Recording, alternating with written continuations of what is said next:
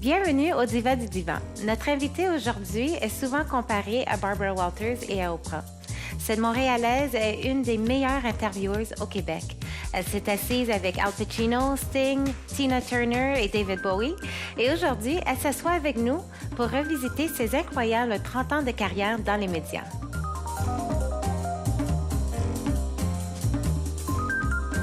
Je m'appelle Sonia Benezra et je suis toute une femme, comme on dit en bon québécois.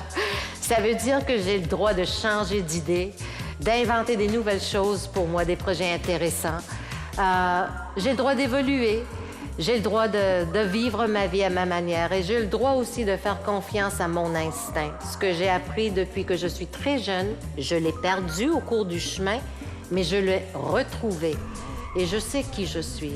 Je suis une bonne animatrice. Je suis une bonne fille. J'aime ma mère, je prends soin d'elle.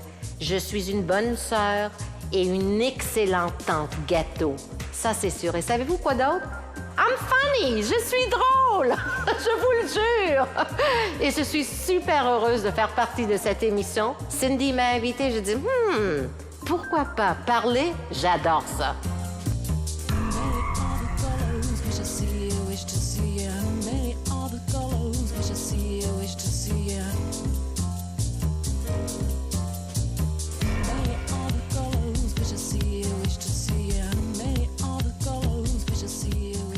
Sonia, je suis tellement contente de t'avoir dans l'émission, finalement. Je sais que tu as essayé fort et je suis désolée que je n'ai pas pu le faire avant, mais me voilà. Non, pas de problème. Better late than never, comme ils disent. C'est ce qu'on dit.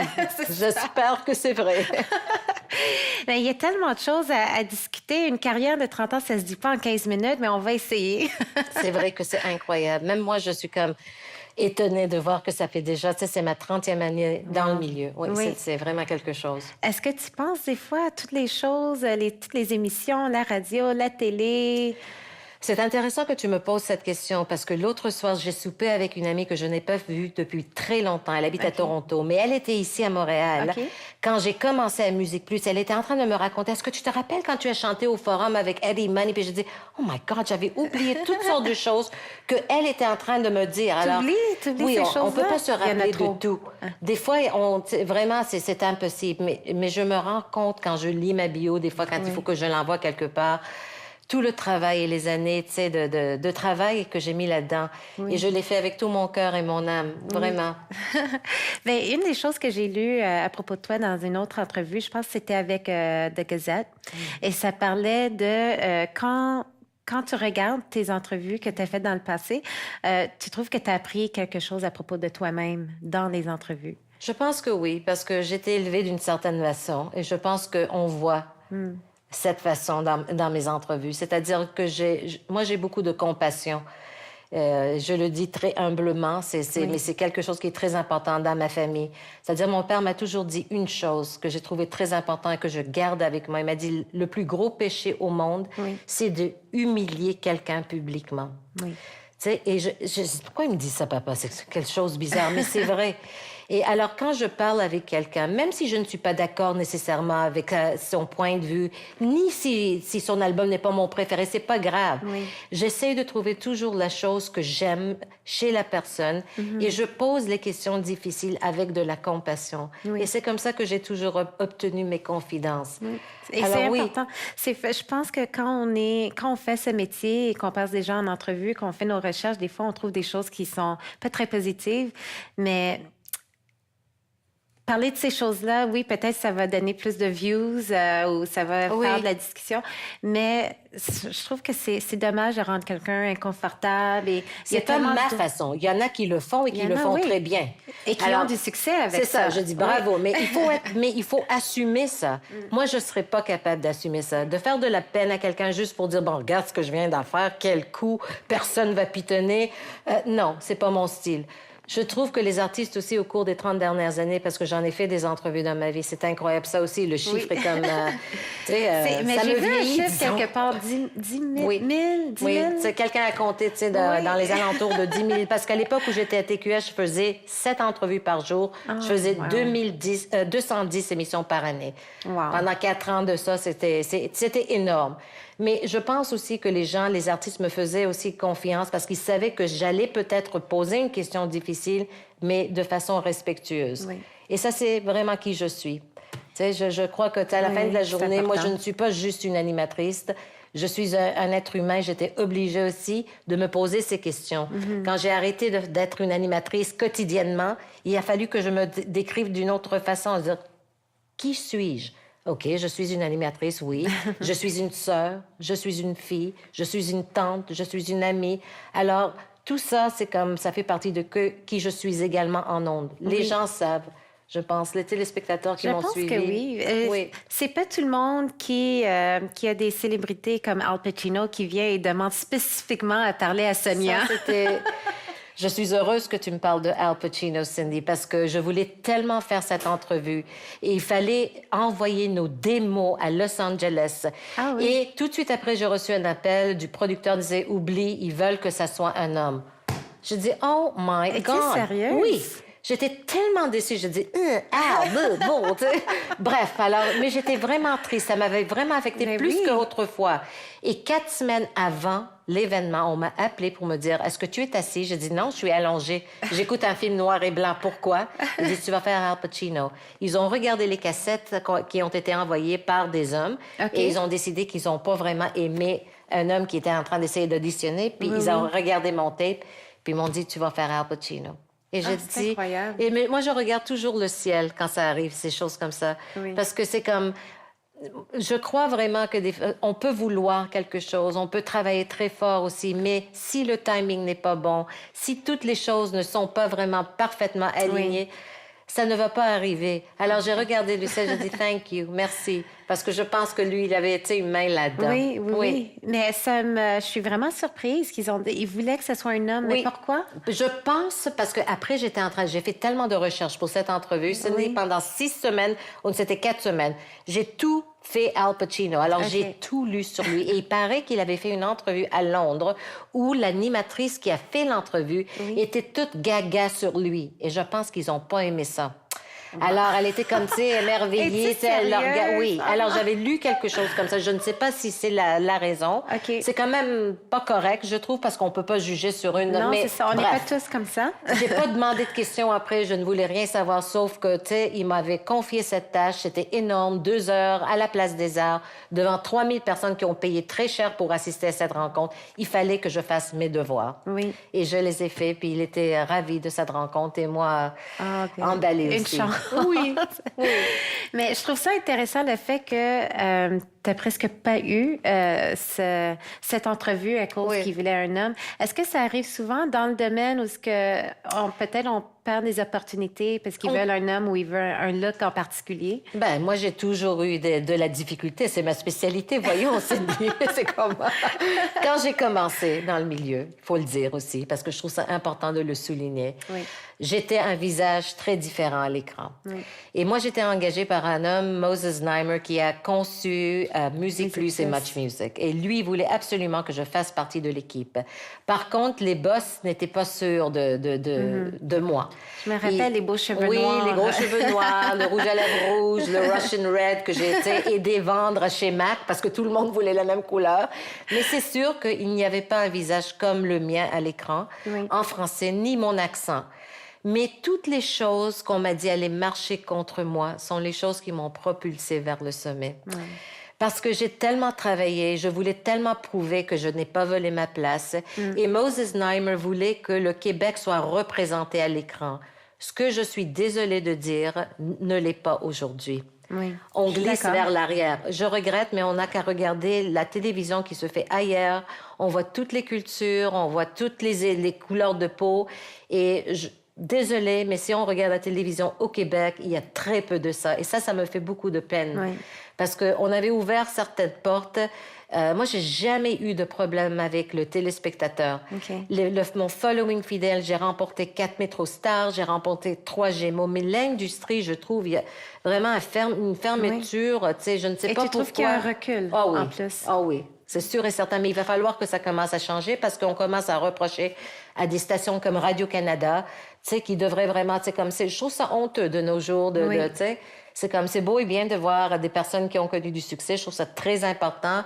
Et tu sais, moi aussi, je voudrais, tu sais, travailler régulièrement, mais je trouve que, tu sais, il faut quand même représenter Oui, le Québec. Et Radio-Canada, c'est là pour ça, pour nous représenter tous. J'ai remarqué la même chose. Je trouve qu'on dirait qu'il y a une petite gang qui a tous les jobs. Non! Qui reçoit tous les jobs, puis il n'y a pas beaucoup de diversité. Non. Et même moi, c'est pour ça que je me considère vraiment chanceuse d'avoir l'émission avec TV1 parce que si j'avais pas créé l'émission moi-même et j'avais pas pitché l'idée à TV1, je pense pas que j'aurais trouvé une autre opportunité comme celle-là. Parce qu'à la télévision, dans les, tu sais, les mainstream, trouver des... Je serais très intéressée. Qu'est-ce qu'on te disait quand tu allais voir ces gens-là, tu sais, qui font le mainstream, comme on dit? Oui, j'ai pas le look. Ou quand c'était des plus gros projets... Chance que Oprah n'a pas pris ça personnel quand on lui dit pas qu'elle a été. C'est comme, c'est un peu ridicule de nos jours d'entendre ce genre. J'ai pas assez d'expérience, mais en même temps, il faut que je commence quelque part. Mais en tout cas, il disait, j'ai pas d'expérience. Ou quand c'était des networks ailleurs, il me disait, mais si tu étais à Toronto, mais si tu étais à New York, moi qui n'ai jamais voulu déménager à Toronto, parce que je suis une Montréalaise et une Québécoise, et je sentais le besoin et le désir de poursuivre ma carrière ici. Je n'ai jamais cru que j'allais vivre des moments comme je suis en train de voir dernièrement, où le métier est rendu très fermé. Et je dois dire que même si je n'aime pas vraiment Toronto, quand on écoute et on regarde ce qui se passe à Toronto, I'm sorry, mais le Québec doit se réveiller. Il y a des images de partout. Il y a des mais on l'annonce pas. Aujourd'hui, on va voir un visage noir à l'écran ou un japonais. Ils sont juste là parce qu'ils font partie de la planète. Puis c'est naturel. Et c'est complètement naturel. Et c'est pas une émission, c'est toutes les émissions. Que ce soit les nouvelles, que ce soit les émissions de variété, de talk-show, etc. Et ça, je trouve que c'est très malheureux. Parce que quand on ne travaille pas autant, et on devient spectateur, on voit vraiment. Mais quand on est dedans, les gens qui sont dedans ne voient pas vraiment ce qui se passe. C'est pas comme quelqu'un qui pitonne, et je me rends compte. Alors, c'est dommage parce qu'il y a tellement de talent. Il y a tellement de... Et on peut tellement apprendre des autres aussi. C'est tellement plus intéressant. Une télévision colorée, une télévision avec des différentes opinions, des cultures différentes, tout ce qu'on peut emmener. Tu sais, c'est comme moi, j'ai toujours parlé avec mes mains. Tu sais, je le fais maintenant, je dis « Ah! Elles sont de retour! » Mais c'est comme on m'avait dit « Hey, toi, tu parles avec tes mains. » Oui, je parle avec mes mains. Oui, je fais ça. C'est comme... Oui, c'était différent, mais c'est aussi les choses que le public a vraiment appréciées. Il n'y a pas une journée dans ma vie, et ça, je remercie le bon Dieu, où quelqu'un me dit « Madame Benezra, quand est-ce que vous allez revenir au grand écran? » Et ça me... Tu viens de me voler ma prochaine question. Cindy. Il faut m'arrêter des fois. Il faut faire clic, clic.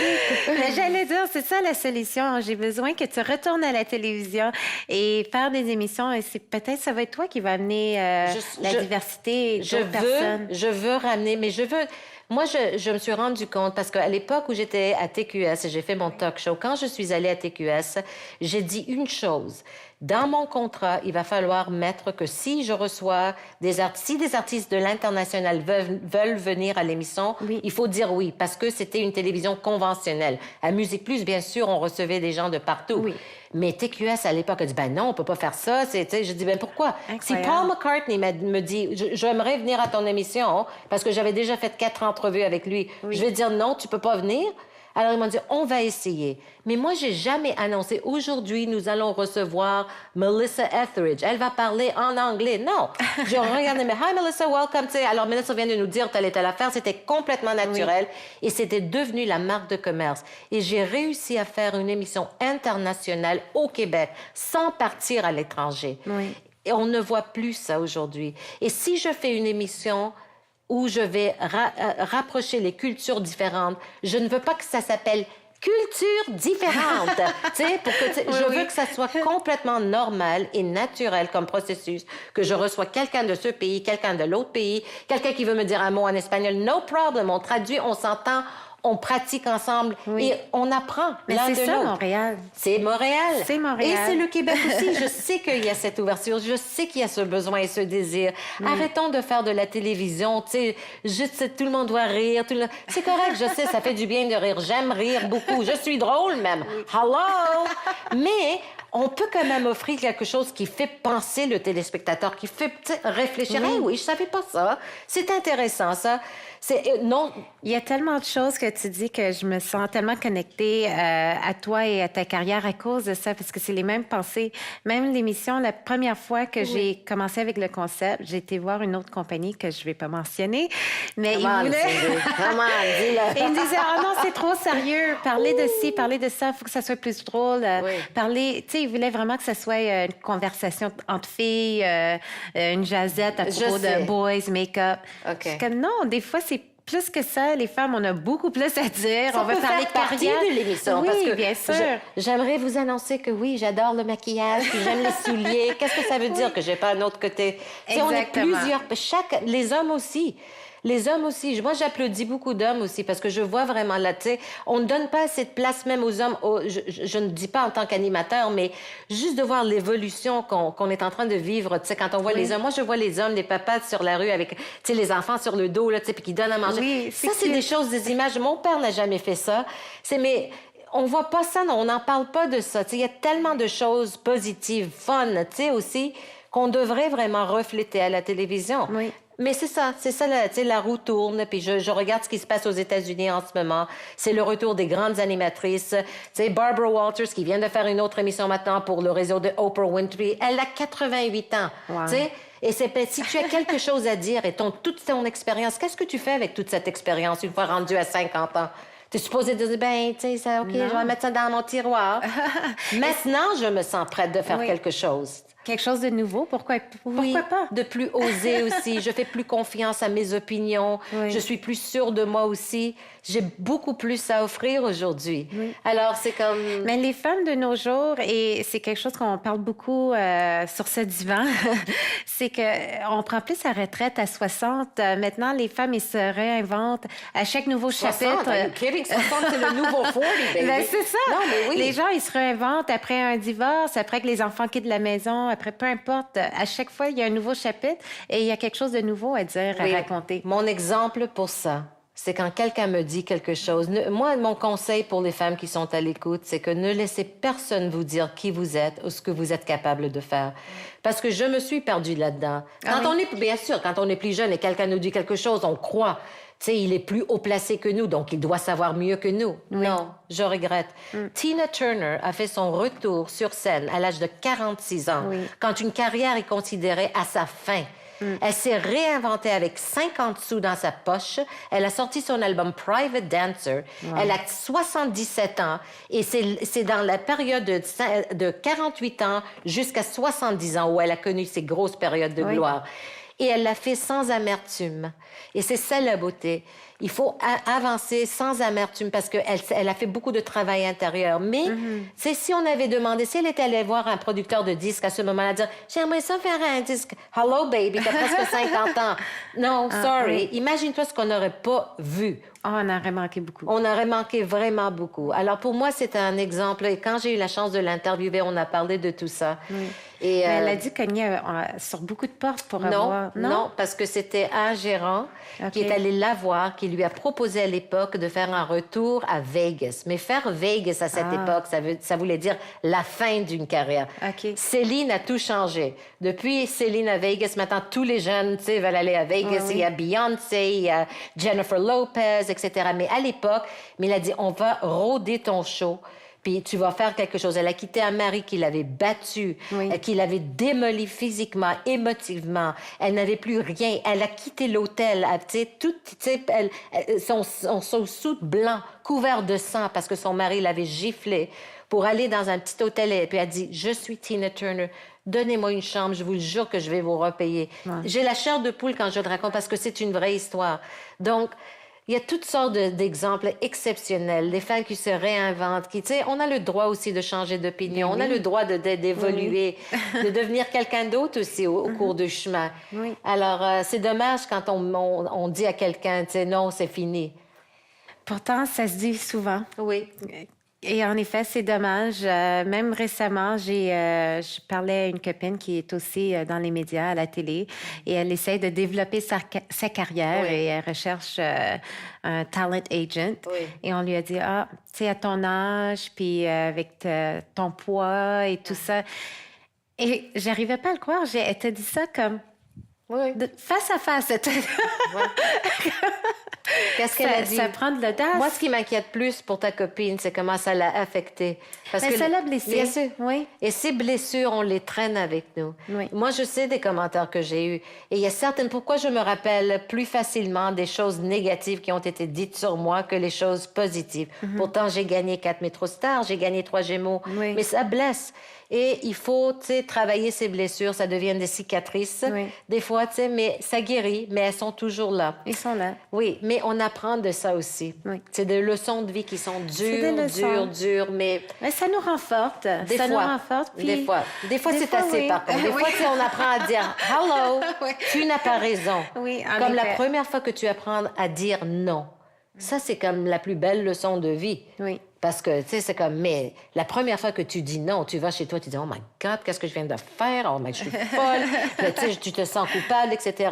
Oui. Et il faut le dire aussi, quand un homme, tu sais, c'est exigeant, etc., tu sais, c'est comme lui, il est fort, il est persévérant. En tant que femme, on ne veut pas déranger. Quand c'est une femme, ben, hey, bitch, c'est difficile, là, tu sais, c'est comme, ouais, pas trop souvent, hein, tu sais. Oui, c'est ça. vrai. Regarde ce qui arrive maintenant, tu sais, c'est comme on entend toujours, même à Hollywood, des histoires comme ça. Christian Stewart, tu sais, toutes sortes d'affaires se fait dire maintenant qu'elle a été super difficile à travailler, puis il y a tous les autres producteurs qui viennent de dire, ben c'est pas vrai, c'est pas vrai. Imagine-toi, c'est toujours la même histoire. On a toujours un peu plus à prouver. Mais je me dis, une fois qu'on atteint un certain niveau de succès, on dirait que le succès goûte encore meilleur, qu'on s'est fait du non plusieurs fois. Oui, et l'histoire est tellement plus intéressante à raconter. Ça.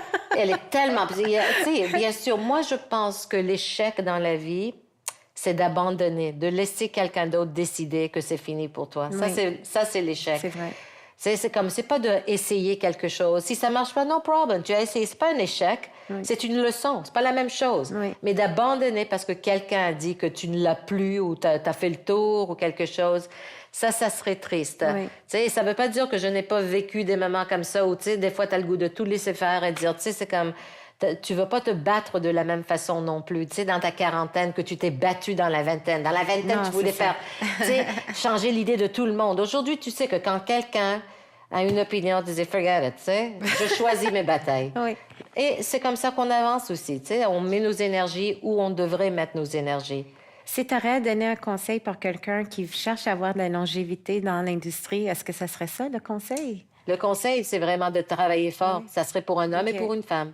Moi, j'ai toujours fait mes devoirs et je pense que c'est la chose qui m'a sauvée. Je ne suis jamais rentrée faire une entrevue sans avoir écouté l'album, sans avoir lu le livre, regardé le film. J'étais plus que prête. Oui. Et je pense que chaque artiste a vraiment apprécié. Je sais, parce que souvent, alors, des intervieweurs se présentaient sans avoir... « So what's your album about? » It's like, hello, duh. C'est comme, alors, tu sais, l'artiste était là pour faire de la promotion, il répondait, mais tu sais, il n'était pas très content. Alors, quand toi, tu es arrivé avec une question, et moi, j'aimé ça, décortiquer les textes, je disais... Vous dites telle et telle affaire, et puis vous, dans votre propre vie... Là, tu sais, la personne s'assoit et dit « Oh, t'as vraiment écouté le... » Alors ça, faire ce devoir, c'est la chose la plus importante. Il y a aussi l'élément de chance là-dedans. Je regrette de le dire.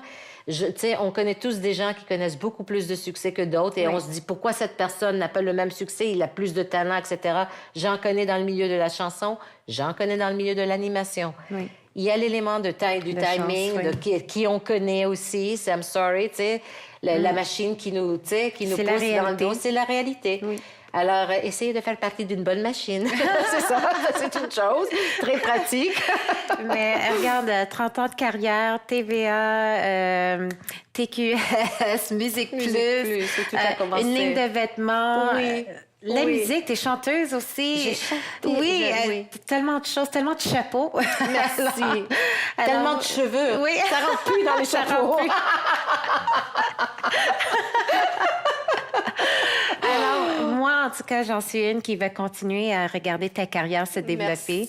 Et j'ai hâte de te revoir à la C'est télévision. tellement gentil. Merci beaucoup. Et je te souhaite tout ce que tu désires. Merci. Que tu fonces et que tu ailles loin avec tes rêves. Et que même quand tu vivras des moments difficiles, essaye de retrouver ta naïveté qui t'a poussé au départ. Oui. C'est ce que je travaille maintenant. merci. J'essaye de retrouver cette naïveté où je pensais que tout le monde était beau et bien et bon.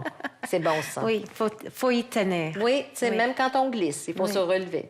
Avec Merci. des talons hauts. Bien sûr. Bien sûr. Merci beaucoup, Merci, Sonia. Sylvie. J'apprécie la visite. Merci beaucoup. Et merci à vous d'être des nôtres pour un autre épisode des Divas du Divan. À la Divas. prochaine.